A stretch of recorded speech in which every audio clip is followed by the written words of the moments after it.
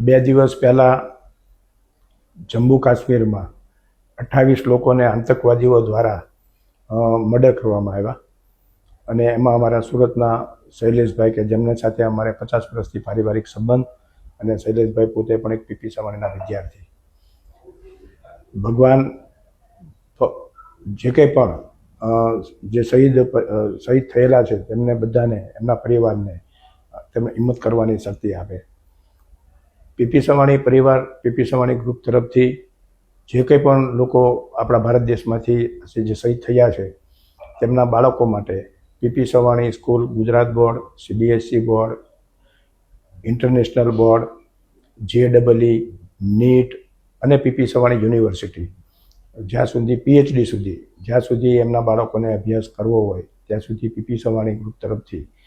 તમામના બાળકોને અભ્યાસ અર્થે દત્તક લેવામાં આવશે. બાળકોને રહેવા માટે હોસ્ટેલ, જમવાનું, ફીસ, આ તમામ પ્રકારની સહાય જે એક બાળકને મળવી જોઈએ એમ